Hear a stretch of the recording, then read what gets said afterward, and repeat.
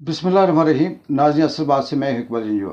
नाज़रीन, वज़ीर-ए-आज़म आज़ाद कश्मीर चौधरी अनवारुल हक साहब ने बलोच सदनौती में सैयद अली गिलानी के नाम पर जलसे से ख़िताब करते हुए जो कहा वो सुनने के बाद चंद सवालात ज़हन में आए।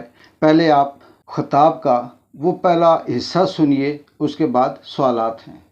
जो है वो चलाई, मैं उससे इनकार नहीं करता, लेकिन उस तारीख से कबल ये खाकसार और इसकी पूरी हुकूमत इस्लामाबाद में हर जिम्मेदार तक ये बात पहुंचा चुकी थी और वहां फैसले करीब थे कि हुकूमत बदल गई, इंतखाबात आ गए, नई हुकूमत आ गई, लेकिन फिर भी जो मुतालबा आपके इस वज़ीर-ए-आज़म ने किया उसी को आगे बढ़ाते हुए अवामी एक्शन कमेटी का मुतालबा भी उसमें शामिल हुआ। आप तमाम को हुकूमत पाकिस्तान ने सस्ती बिजली और सस्ता आटा फराहम कर दिया। अवामी एक्शन कमेटी के मेंबरान ने जानें देकर, कुर्बानी देकर, गोलियां खाकर अपना हक लिया। चौधरी साहब, ये क्रेडिट आप ले लें, मगर झूठ ना बोलें कि आप बात कर चुके थे और मंजूरी होने वाली थी। इसमें चंद सवाल। पहला सवाल ये है कि अगर आपकी बात मान ली जाए, आप बात कर चुके थे, मंजूरी होने वाली थी, तो पहला सवाल ये है कि ये तहरीक खून खराबे वाली क्यों हुई? फिर ये बताएं कि आम बच्चों को गोलियां क्यों मारी गई? एफसी और रेंजर्स को क्यों बुलाया गया? अगर ये आप बात कर ही चुके थे तो हेलीकॉप्टर से निगरानी क्यों की जा रही थी इस अवामी एक्शन कमेटी के इस एहतजाज के अंदर लोगों की? फिर अगर ये बात आप कर चुके थे तो वो जो जाली नोटिफिकेशन व्हाट्सएप के ऊपर सर्कुलेट हुआ, फैलाया गया कि जी बात मान ली गई है, कोहाले से आप वापस हो जाएं, वो जाली नोटिफिकेशन क्यों भेजा गया? आपने कहा था कि फेसबुक पर तहरीकें नहीं चलती, हिम्मत है तो पुल बंद करके दिखाओ। ये फिर आपने क्यों कहा था? आप बात कर चुके थे तो आप सब भागकर पिंडी क्यों गए थे? आपने इस तहरीक को अवामी एक्शन कमेटी वालों को गैर मुल्की एजेंडे का नाम क्यों दिया? इंडिया के साथ क्यों मिलाया जब आप ये बात कर चुके थे? आपने बात की हुई थी तो अपनी अवाम के साथ खड़े क्यों नहीं हुए? इन्हें इल्ज़ामात क्यों दिए? आगे चलते हैं। अब ये सहूलत तो मेरे दोस्तों बुजुर्गों पाकिस्तान के चारों सूबों के शहरियों को मुयस्सर नहीं है। मकबूजा कश्मीर के किसी एक शहरी को भी 3 रुपए बिजली की सहूलत मुयस्सर नहीं है। जो शहरी आजादियां, जो जमहूरी आजादियां, जो निजाम हुकूमत आपको मुयस्सर है, इसका तो ख्वाब भी मकबूजा कश्मीर के शहरी नहीं देख पा रहे। चौधरी साहब, आपने कहा कि ये सहूलत हुकूमत पाकिस्तान ने आपको दी और पाकिस्तान में चारों सूबों को ये सहूलत मुयस्सर नहीं। पहला सवाल, ये सहूलत पाकिस्तान ने कहाँ से दी? सिंध से दी, पंजाब से दी, बलूचिस्तान से दी, KPK से दी? ये सहूलत पाकिस्तान ने कश्मीरियों पे जो आसान किया 3 रुपए यूनिट वाला, ये कहाँ से आया? आटे की सब्सिडी की भी बात कर लें, कहाँ से आया?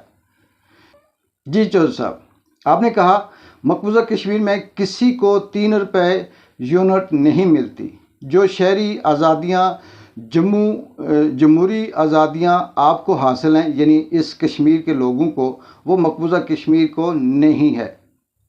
तो चौधरी साहब, क्या आप ये बता सकते हैं कि मकबूजा कश्मीर में कश्मीरियों को आटा, चीनी, चावल, दाल, बिजली के बिल, बिजली की यूनिट्स, पेट्रोल किस कीमत पे मिलता है? क्या आपको पता है? नहीं पता तो देख लें, पूछ लें कि वहाँ पर कश्मीरियों को किस तरह से खाने पीने की सहूलतों की चीज़ें जो है वो कितनी सस्ती मिलती हैं as compare to Azad Kashmir.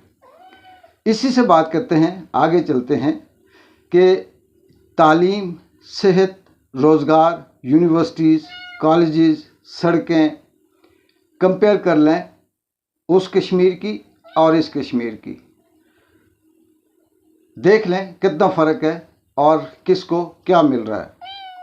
कितना फ़र्क है इसका अशरे अशीर भी यहाँ नहीं है। क्या आवाम को झूठ बोलकर आप बेवकूफ़ बना सकते हैं? नंबर 2, मकबूजा कश्मीर में पाकिस्तान का नारा लगाने वाले और ख़ुद मुख्तारी का नारा लगाने वाले, इन दोनों को कानूनी और आइनी तौर पर इलेक्शन लड़ने का हक हासिल है मकबूजा कश्मीर में। और क्या आज़ाद कश्मीर के अंदर ख़ुद मुख्तारी का नारा लगाने वालों को इलेक्शन लड़ने का हक दिया आपने? देख लेना, पढ़ लेना अपने कानून को। वहाँ पर यानी मकबूजा कश्मीर में पाकिस्तान का झंडा लहराया जाता है, पाकिस्तान जिंदाबाद के नारे लगाए जाते हैं, हिंदुस्तान और मोदी को मुर्दाबाद कहा जाता है। वहाँ कश्मीर बनेगा पाकिस्तान का भी नारा लगता है, कश्मीर बनेगा ख़ुद मुख्तार का भी नारा लगता है। वहाँ सरेआम मोदी को, हिंदुस्तान को गालियाँ भी दी जाती हैं। क्या ये आज़ादी यहाँ पे हासिल है? क्या यहाँ कोई शख्स ये कह सकता है कि कश्मीर बनेगा हिंदुस्तान? तो बस इस्तग़फ़ार। क्या यहाँ पर जो कश्मीर बनेगा ख़ुद मुख्तार का नारा लगाते हैं वो अपनी आज़ादी या अपनी मुहिम चला सकते हैं? जवाब दीजिएगा। आगे चलते हैं। अली गिलानी क्या नारा दिया उसने पूरी जिंदगी, हम पाकिस्तानी हैं और पाकिस्तान हमारा है। आपने कहा सैयद अली गिलानी की जदोजहद और नारे को सराहते हैं, और उनकी जो जदोजहद थी, उनके नारे थे, उनकी बातें थी, उस पर आपने बात की, मान लेते हैं। सैयद अली गिलानी की जदोजहद अपनी जगह पे एक तारीख़ी जदोजहद है, उससे इनकार नहीं किया जा सकता। लेकिन चौधरी साहब, क्या यासीन मलिक की जदोजहद नहीं थी या नहीं है? क्या मकबूल भट्ट की जदोजहद नहीं थी? क्या अमानुल्लाह की जदोजहद नहीं थी? क्या इनके नारे जो कश्मीर बनेगा ख़ुद मुख्तार, इसकी कोई हैसियत नहीं? क्या कश्मीर की खुद इरादी, हक़ खुद इरादियत के और कश्मीरी अपनी आज़ादी की जदोजहद पे जो कुर्बानियाँ दी गईं, इसकी कोई कीमत नहीं है?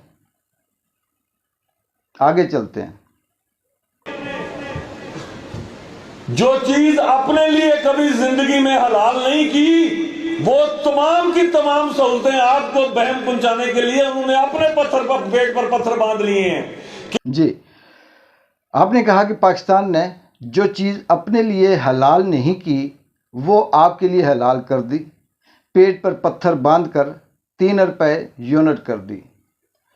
3 रुपये यूनिट पे चौधरी साहब पता नहीं कितनी मरोड़ें उठ रही हैं। वाह चौधरी साहब वाह।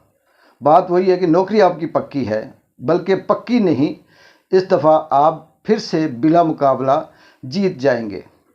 पेट पर पत्थर बांधने पर बात करें तो बात फिर भी दूर तक जाती है। लेकिन चलें मुख्तसर सा बताता हूँ कि घर मेरा, खेत मेरा, हल मेरा, उस पे चलने वाले बैल मेरे, पानी मेरा, मज़दूर मेरा, मेहनत मेरी, कुर्बानी मेरी। और गला बांटते वक्त वडेरा डंडा लेकर आए और ताकत के ज़ोर पर 10% दे जाए और ये कहे कि मेरा एहसान है, मैंने 10% आपको दिया, और उस वडेरे का नौकर ये कहे आकर कि साहब जी ने पेट पे पत्थर बांधकर आपको 10% गल्ला दिया, ये बड़ा एहसान है उनका। समझ गए होंगे। चलो सब आगे चलते हैं। तरीके आजादी कश्मीर की बात है। कोई आवारा सोच ये ज़हन में लाने की जुर्रत भी ना करे कि तकसीम कश्मीर का कोई फार्मूला कभी ज़ेरे-कार हो सकता है। अल्हम्दुलिल्लाह कश्मीर जुज़ की बुनियाद पर नहीं, कुल की बुनियाद पर कश्मीरी अपने मुस्तकबिल का फैसला अक़वाम मुत्तहिदा की करारदादों के मुताबिक करेंगे। हमारे आबा अजदाद ने 19 जुलाई 1947 को कर लिया था, लेकिन अभी जो पाबंदे सलासल हैं, जो आज़ाद नहीं हैं, जब तक हम।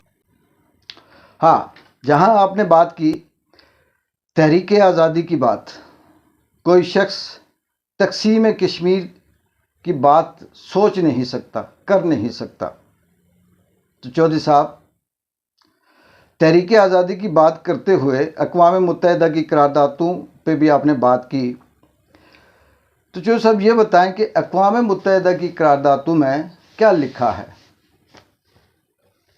क्या इसमें हक़ खुद इरादियत की बात नहीं लिखी हुई?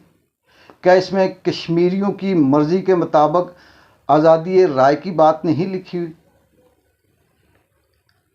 क्या कश्मीरियों को ये हक़ नहीं दिया गया कि वो अपनी मर्ज़ी से फ़ैसला करेंगे? आपने तो यहाँ गोल मोल बात की, ऐसे ही बस वो जो अक़वाम मुत्तहिदा की करारदादों के मुताबिक फ़ैसला होगा। क्या फ़ैसला होगा?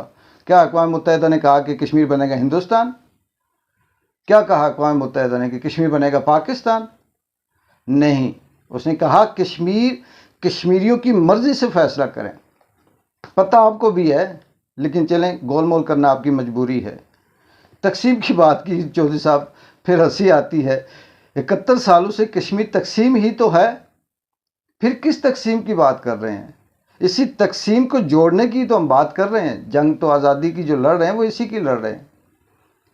चलें, आपकी मर्ज़ी, लेकिन चौधरी साहब एक रिक्वेस्ट है आपसे। चौधरी अनवारुल हक वज़ीर आज़म आज़ाद कश्मीर, प्लीज़ रहम करें इस अवाम पर, खौफ खुदा करें। और दूसरी बात कि अपने बाजू के और अपने गले के बटन बांध दिया करें। ये आपका स्टाइल आपके मनसब के मुताबिक नहीं है। चौधरी साहब, गुस्ताखी माफ़। इकबाल जंजौ को इजाज़त दें। अल्लाह हाफ़िज़।